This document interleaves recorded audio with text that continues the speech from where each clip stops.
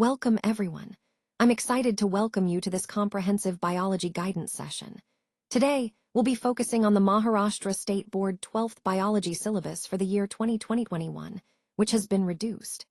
This presentation covers diagrams, the full syllabus, and helpful tips to excel. I'll walk you through the key topics and strategies to prepare effectively. Let's get started and make this a productive learning experience together. Today, we begin with Chapter 1, which focuses on reproduction in both lower and higher plants. This chapter carries a weightage of 6 out of 8, reflecting its importance in our overall understanding of plant biology. Let's look at the first key point, the lateral section of a typical flower. When we examine a flower in cross-section, we can observe the intricate arrangement of its various parts. This section helps us understand how flowers are structured to facilitate reproduction. The flower is a complex yet beautifully organized structure. It contains essential reproductive organs, stamens and carpels, that work together to produce seeds. By studying the LS, or longitudinal section, we can see how these parts are arranged and how they function during the reproductive process. Understanding the structure of a typical flower is fundamental, because it allows us to appreciate the mechanisms behind pollination and fertilization. These processes are crucial for the reproductive success of plants, whether they are lower or higher types. So, as we move forward, keep in mind that this detailed look at the flower's internal structure will help us grasp how plants reproduce and ensure their survival across different environments and evolutionary stages. This slide doesn't contain enough information. That's why we're moving to the next slide.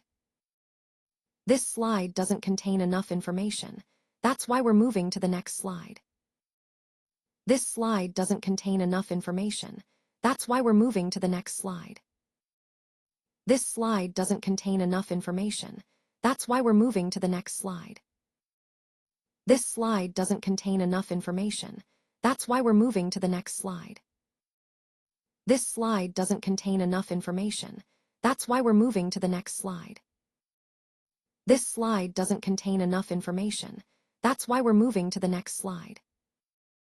Now, let's move on to Chapter 2, which focuses on reproduction in lower and higher animals.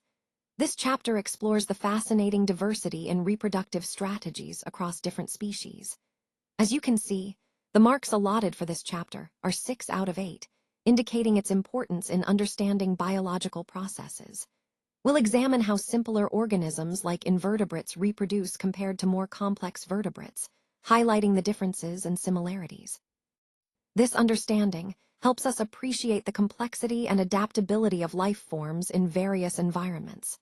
So, as we proceed, keep in mind how these reproductive mechanisms are crucial for the survival and evolution of species.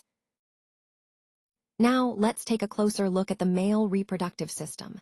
This system is essential for human reproduction, and it includes several key structures that work together to produce, store, and deliver sperm.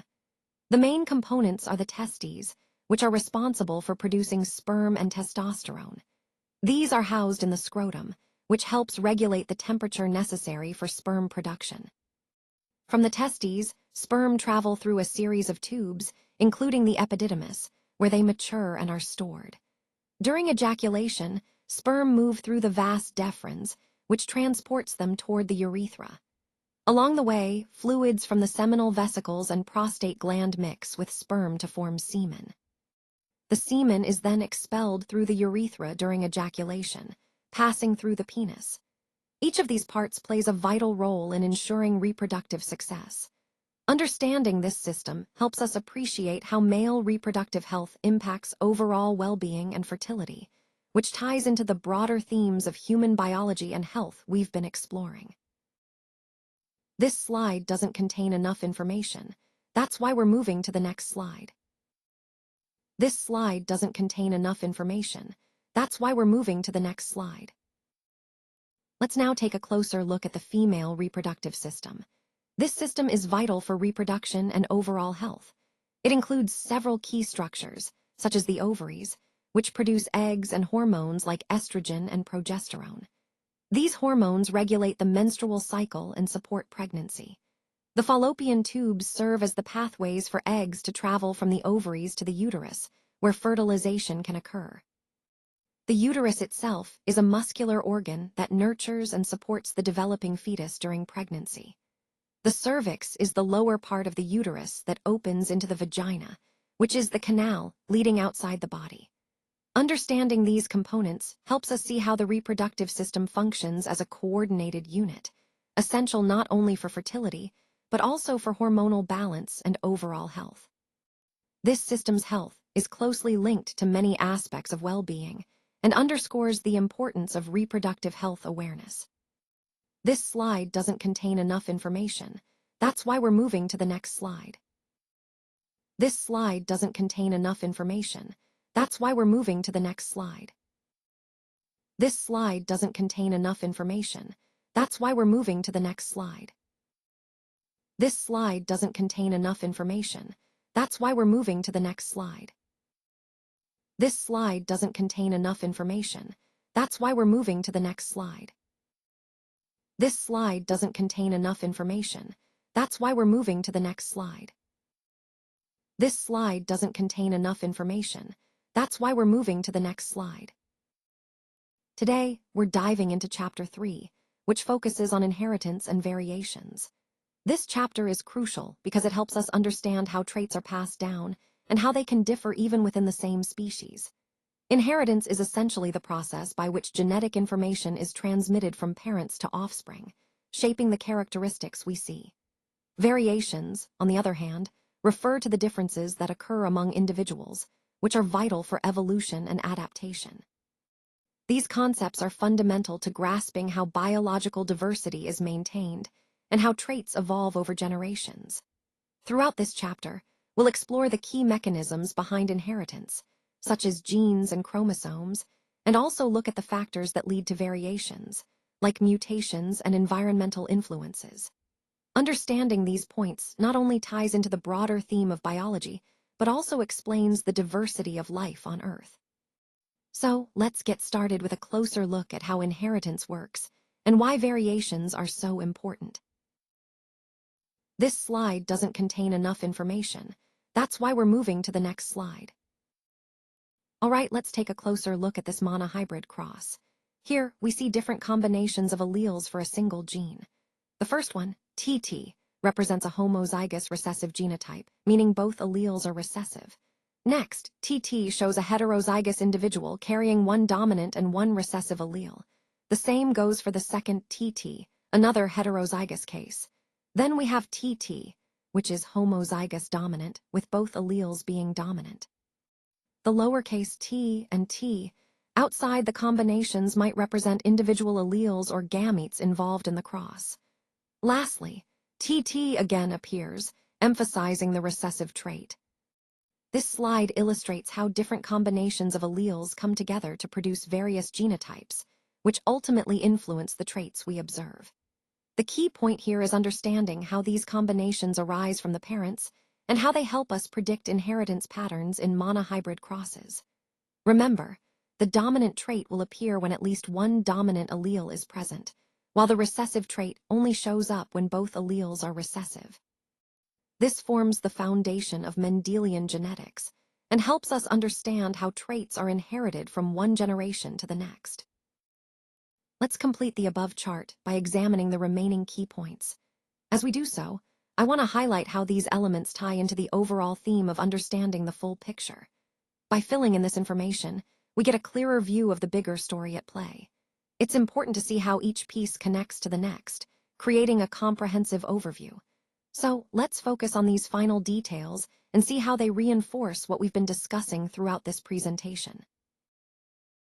Alright, let's talk about codominance and incomplete dominance, which are two interesting patterns of inheritance. In codominance, both alleles in a gene pair are fully expressed, so you see the traits of both parents clearly in the offspring. An example would be a blood type AB, where both A and B alleles are equally active. On the other hand, incomplete dominance is a bit different.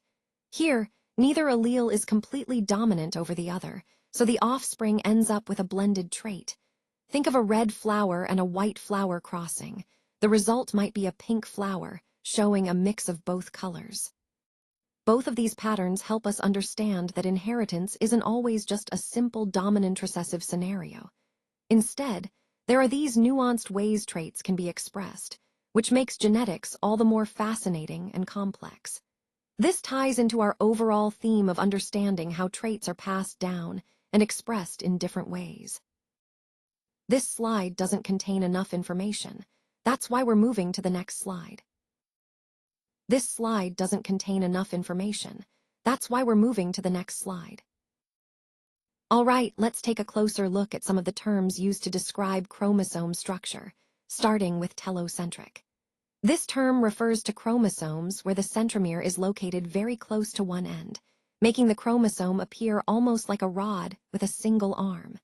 It's quite interesting because it influences how chromosomes behave during cell division.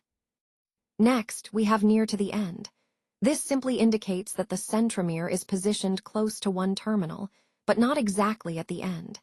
It's a position that's slightly more central, but still near the chromosome's edge. Moving on, near to the center.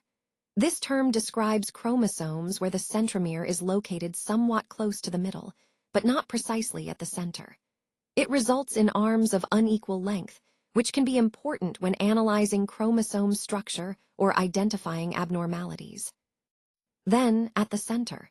Here, the centromere is exactly in the middle of the chromosome, giving two equal arms. This is often called a metacentric chromosome and is a key reference point because it provides symmetry, which can be useful for certain types of genetic analysis. Finally, submetacentric. This describes chromosomes where the centromere is slightly off-center, resulting in one arm being a bit longer than the other. It's a common chromosome type and important for understanding variations in chromosome morphology. Throughout all these terms, the position of the centromere helps us classify chromosomes and understand their behavior during cell division. These distinctions are fundamental in genetics and cytogenetics because they influence how chromosomes are studied and how structural abnormalities are identified. All charts are important for diagrammatic representation. They help us visualize complex data and relationships more clearly. Using charts makes it easier to identify trends, patterns, and outliers at a glance. This visual approach can often convey information more effectively than text alone. It also enhances understanding and retention for our audience. In the context of our overall presentation, incorporating charts ensures we communicate our points more compellingly. Remember, the goal is to make information accessible and engaging through visual means whenever possible. Let's take a closer look at this slide. Here, we're emphasizing the importance of understanding the key points thoroughly, but in a conversational way. It's not just about listing facts, it's about engaging with the material and making it relatable. Highlighting the most important concepts helps us focus on what truly matters, ensuring we're capturing the core message. Connecting these points back to the overall theme is crucial because it creates a cohesive narrative, making the information more meaningful and easier to remember. Remember, the goal is to communicate clearly and confidently, tying everything together seamlessly. Let's take a closer look at this slide. Here, I want to emphasize the importance of understanding the key points thoroughly, but in a way that feels natural and conversational. As we go through, I'll highlight the most critical concepts, because those are the ideas that really drive our message home. Connecting these points to the overall theme of our presentation helps us see how everything fits together, reinforcing the bigger picture. Remember, the goal is to communicate clearly and engagingly, so that these ideas resonate and stick with our audience. This slide doesn't contain enough information. That's why we're moving to the next slide. This slide doesn't contain enough information. That's why we're moving to the next slide. Today, we're focusing on Chapter 4, which is the molecular basis of inheritance. This chapter is crucial because it helps us understand how genetic information is stored, replicated, and transmitted across generations. The key points here include the structure of DNA, how it carries genetic information, and the mechanisms that ensure accurate inheritance. Understanding these molecular details is fundamental to grasping how traits are passed on and how genetic variations occur. This chapter ties into the overall theme of genetics by explaining the molecular foundation that underpins inheritance patterns. So, as we go through this chapter, keep in mind how these molecular processes are the backbone of all genetic phenomena. Let's talk about DNA replication. This is the process by which a cell copies its DNA before cell division, ensuring that each new cell has an identical set of genetic information. The process begins at specific locations, called origins of replication, where the DNA unwinds to form a replication fork. Enzymes like helicase play a key role here by separating the two strands of the DNA helix. Once the strands are separated, DNA polymerase comes into play. It synthesizes a new complementary strand by adding nucleotides in the correct order, working in a 5-to-3 direction. Because DNA strands are anti-parallel, replication occurs differently on each strand, leading to the formation of the lagging and leading strands. The lagging strand is synthesized in short fragments known as Okazaki fragments, which are later joined together. Overall, DNA replication is a highly coordinated and accurate process, which is crucial for maintaining genetic stability across generations. This process connects directly to our broader discussion of how genetic information is preserved and passed on, ensuring life's continuity. Let's take a closer look at this slide on transcription. Transcription is essentially the process of converting spoken language into written text. It's a crucial step in many fields, especially in healthcare, legal, and media industries, where accurate records are vital. One key point to understand is that transcription isn't just about typing out words. It requires attention to detail, context, and sometimes understanding specialized terminology. This ensures that the transcription is both accurate and meaningful. Another important concept is that transcription supports effective communication and documentation. It allows information to be preserved, shared, and reviewed easily, which is essential for quality control and accountability. Connecting this to the overall theme of our presentation, transcription highlights the importance of accurate data capture and management. Whether it's for patient records, legal documentation, or media content, reliable transcription underpins all these processes. So, in essence, mastering transcription means ensuring that the spoken word is faithfully and precisely transformed into written form, supporting transparency and efficiency across various sectors. Let's delve into Chapter 5, which focuses on the origin and evolution of life. This chapter is crucial because it helps us understand how life began on Earth and how it has transformed over millions of years. We'll explore the key processes and events that led to the development of living organisms, from simple molecules to the complex life forms we see today. By understanding these foundational concepts, we can better appreciate the diversity and resilience of life itself. Remember, this chapter ties into the overall theme of biological evolution and the dynamic nature of life on our planet. Today, we're going to explore Chapter 6, which focuses on plant-water relations. This chapter is fundamental because water plays such a vital role in plant physiology and overall health. As we go through this, I want you to keep in mind how water movement and regulation are critical for processes like nutrient transport, photosynthesis, and maintaining cell structure. Understanding these water relations helps us appreciate how plants adapt to different environments and how they manage water stress. So, let's dive into the key concepts and see how they fit into the bigger picture of plant biology. This slide doesn't contain enough information. That's why we're moving to the next slide. Welcome to Chapter 8, where we focus on respiration and circulation. These two processes are fundamental to how our bodies function and sustain life. Throughout this chapter, we'll explore how oxygen is brought into our bodies, how it's transported to cells, and how waste products like carbon dioxide are removed. We'll look at the respiratory system, including the lungs and airways, and understand how they work together to facilitate breathing. At the same time, we'll delve into the circulatory system, which includes the heart and blood vessels, responsible for moving blood throughout the body.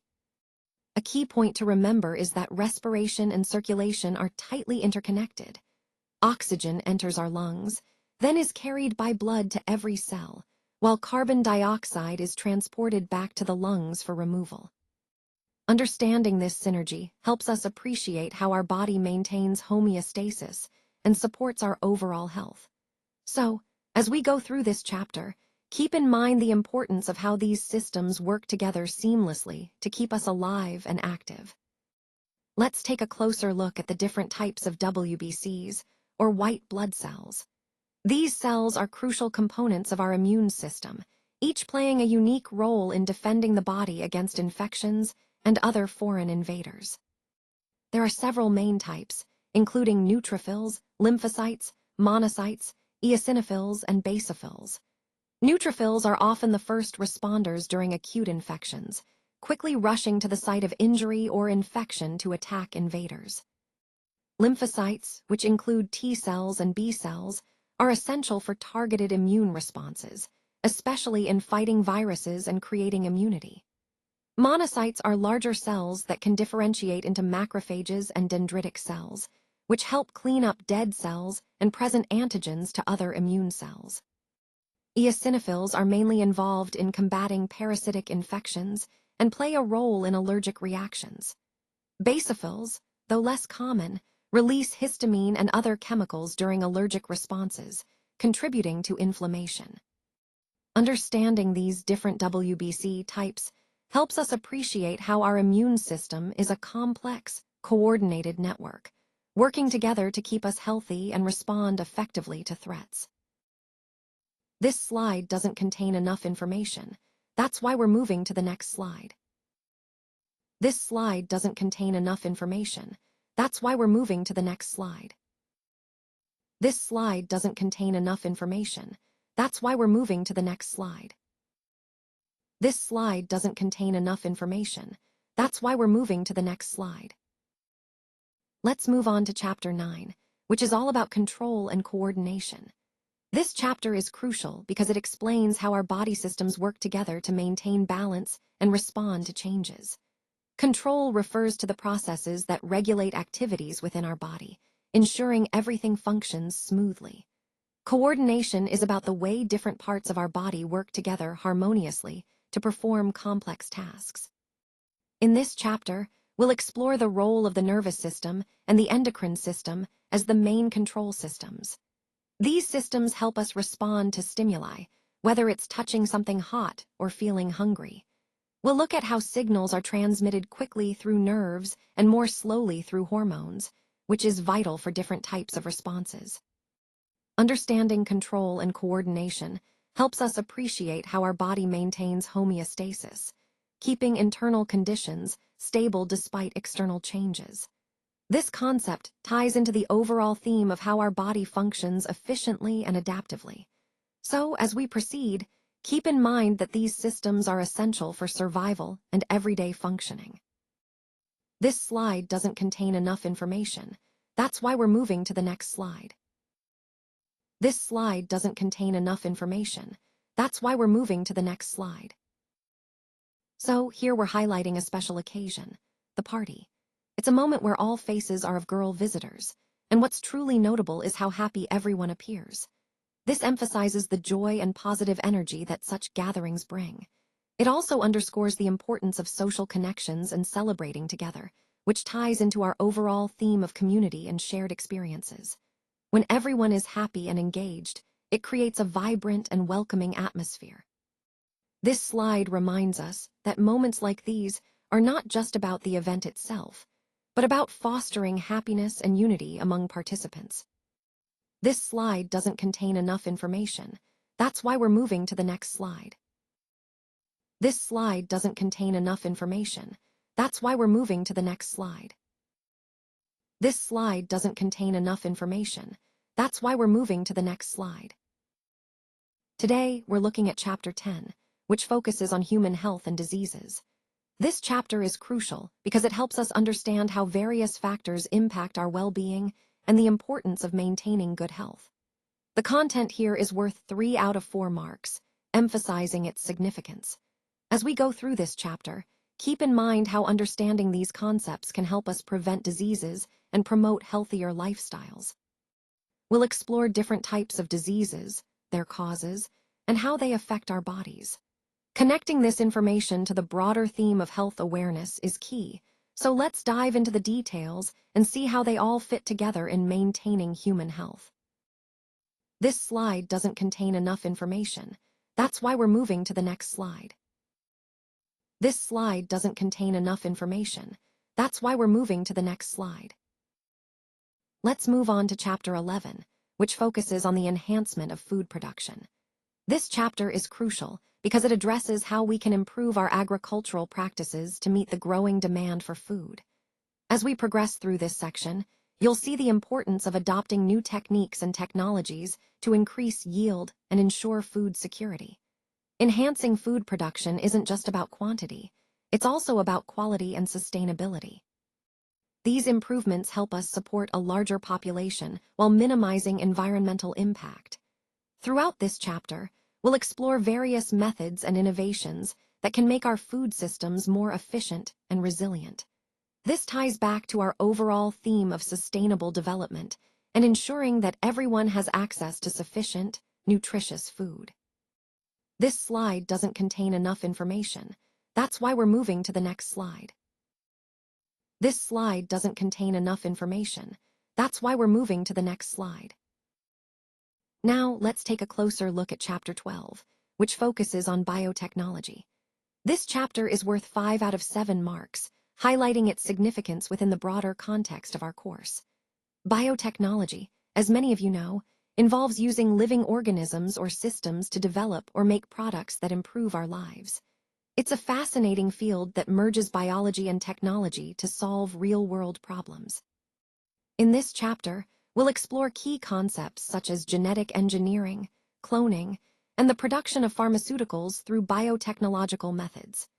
These innovations have revolutionized medicine, agriculture, and industry, opening up new possibilities for sustainable development and health improvements. The core idea here is understanding how these biotechnological tools can be harnessed responsibly and ethically to benefit society. Remember, the theme of this presentation is about technological advancement and its impact, and biotechnology is a perfect example of how science can drive positive change. So, as we go through this chapter, keep in mind the potential and challenges of biotechnological applications and how they fit into the larger picture of scientific progress and societal development. Thank you all for your attention and engagement throughout this presentation. I truly appreciate your time and interest. I hope the insights shared here have been helpful and inspiring for your own work. Remember, the key takeaways are not just about the concepts we discussed, but also about how you can apply them to make a meaningful impact. Your participation has made this session valuable, and I look forward to seeing how you implement these ideas moving forward. Once again, thank you so much for being part of this journey.